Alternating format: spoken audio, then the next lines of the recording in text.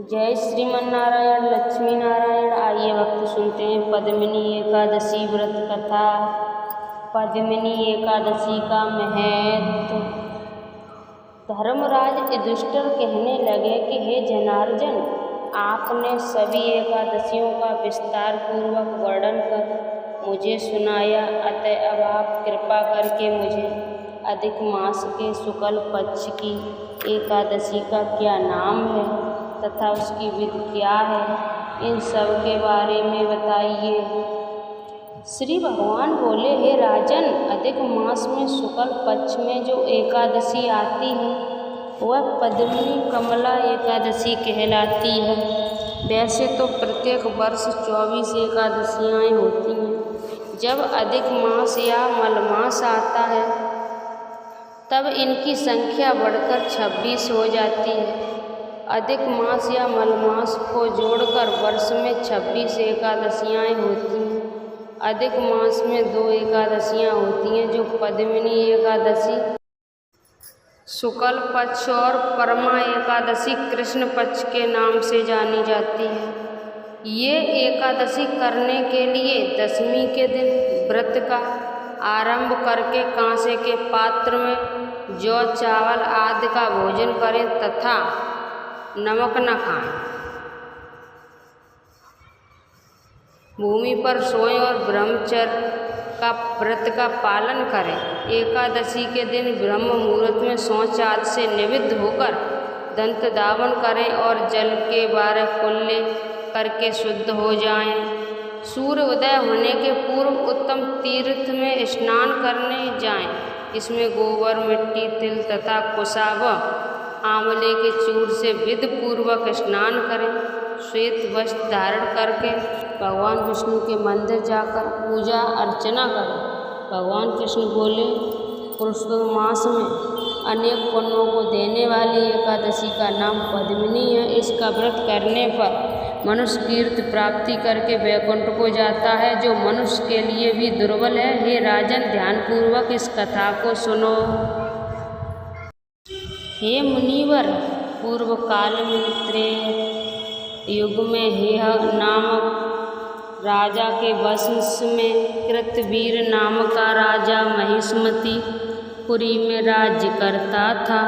उस राजा की 1000 परम प्रिय स्त्री थी, परंतु उनमें से किसी को भी पुत्र नहीं हुआ था जो कि उनके राज्यभार को संभाल सके। देवता, पितृ, सिद्धि तथा अनेक चिकित्सकों को आदि से राजा ने पुत्र प्राप्ति के लिए काफ़ी प्रयत्न किए, लेकिन सब असफल रहे। तब राजा ने तपस्या करने का निश्चय किया। महाराज के साथ उनकी परम प्रिय रानी जो इक्ष्वाकु वंश में उत्पन्न हुई राजा हरिश्चंद्र की पद्मिनी नाम वाली कन्या थी। राजा के साथ वन में जाने को तैयार हो गई। दोनों अपने मंत्री को राज्यभार सौंपकर राजसी वेश त्याग कर गंधमादन पर्वत पर तपस्या करने चले गए। राजा ने उस पर्वत पर 10,000 वर्ष तक तप किया, परंतु फिर भी पुत्र प्राप्त नहीं हुई। तब पतिव्रता रानी कमल नयनी पद्मिनी से अनुसुईया ने कहा, 12 मास से अधिक महत्वपूर्ण मलमास होता है जो 32 मास पश्चात आता है। उसमें द्वादशी युक्त पद्मिनी शुक्ल पक्ष की एकादशी का जागरण समेत व्रत करने से तुम्हारी सारी मनोकामना पूर्ण होगी। इस व्रत के करने से भगवान तुम पर प्रसन्न होंगे, तुम्हें शीघ्र ही पुत्र देंगे। रानी पद्मिनी ने पुत्र प्राप्ति की इच्छा से एकादशी का व्रत किया। वह एकादशी को निराहार रहकर राज्य जागरण करती, रात्र जागरण करती। इस व्रत से प्रसन्न होकर भगवान विष्णु ने उसे पुत्र प्राप्ति का वरदान दिया।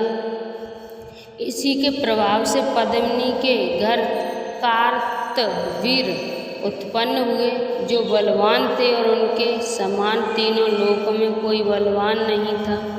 तीनों लोकों में भगवान के सिवा उनको जीतने का सामर्थ्य किसी में नहीं था।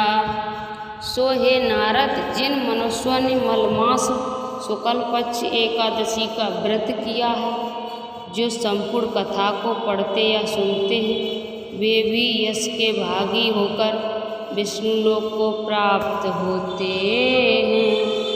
बोलिए विष्णु भगवान की जय। जय जय श्रीमन्नारायण। जगदीश की आरती। ओम जय जगदीश हरे, स्वामी जय जगदीश हरे। भक्ति जनों के संकट क्षण में दूर करे। ओम जय जगदीश हरे, जो धावे फल पावे। दुख बिन से मन का सुख संपत्ति घर आवे। कष्ट मिटे तनिका। ओम जय जगदीश हरे, मात पिता तुम मेरे, शरण गहूँ किसकी। तुम बिन और न दूजा, आस करूँ जिसकी। ओम जय जगदीश हरे। तुम पूर्ण परमात्मा, तुम अंतर्यामी। पार ब्रह्म परमेश्वर, तुम सबके स्वामी। ओम जय जगदीश हरे, तुम करुणा के सागर, तुम पालन करता। मैं मूर्ख खल कामी, कृपा करो भरता। ओम जय जगदीश हरे, तुम हो एक अगोचर, सबके प्राणपति। किस विधि मिलूं दयामय, तुमको मैं कुमति। ओम जय जगदीश हरे, दीन बंद दुख हरता, तुम ठाकुर मेरे। करुणा हस्त बढ़ाओ, द्वार बड़ा तेरे। ओम जय जगदीश हरे, विषय विकार मिटाओ, पाप हरो देवा। श्रद्धा भक्ति बढ़ाओ, संतन की सेवा। ओम जय जगदीश हरे, ओम जय जगदीश हरे, स्वामी जय जगदीश हरे। भक्ति जनों के संकट क्षण में दूर करे। ओम जय जगदीश हरे। बोलिए विष्णु भगवान